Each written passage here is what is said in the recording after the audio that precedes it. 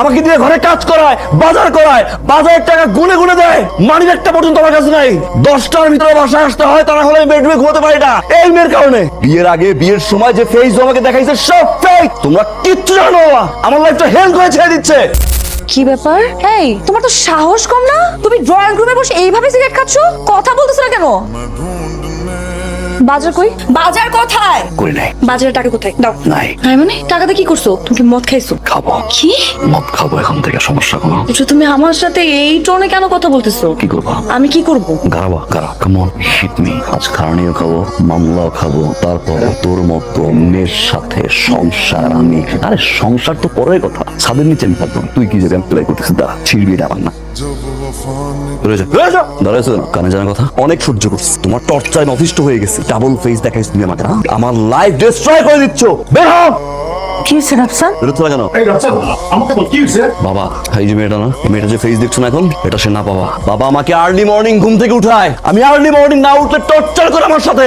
আমাকে দিয়ে ঘরে কাজ করায়, বাজার করায়, বাজারের টাকা গুনে গুনে দেয়, মানি একটা পর্যন্ত আমার কাছে নাই।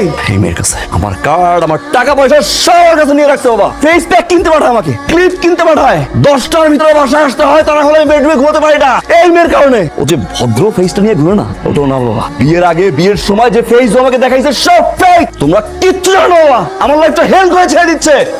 আমি জানি, এটা তোর মাও জানে। মানে মারে ছোটবেলা থেকে যা চাইছে সব দিছে। 100 টাকা চাইছে, 500 টাকা দিছে। আমার একটা মাত্র ছেলে, ইউনিভার্সিটি লাইফ থেকেই এসব ছাই পাশ খাওয়া শুরু করছে। কারো কথা শুনে না। আমার ছেলেটা ফেটে লিভার হয়ে গেছে মা, এভাবে থাকলেও বাঁচবে না।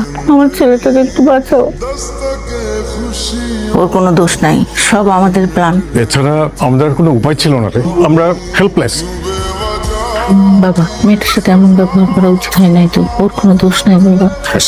সময় গেলে সময় কখনো ফিরে আসে না। This is your golden time, don't waste my son. আমি কখনো শাসনে বড় হই নাই, না শব্দটার সাথে আমি ইউজ হই না। ছোটবেলা থেকে যা চাইছি তাই পাইছি, যেটা করতে চাইছি সেটাই করছি। হঠাৎ করে তোমার ইন্টারফেয়ারটা আমি নিতে পারি নাই। প্রতিটা মুহূর্ত আমার কাছে টর্চার মনে হতো, সহ্য করতে পারতাম না। সবসময় ভাবতাম কবে টর্চার থেকে মুক্তি পাবো। আজ যখন আমার ফ্রেন্ড হাসাহাসি করলো, আমি নিতে পারি নাই।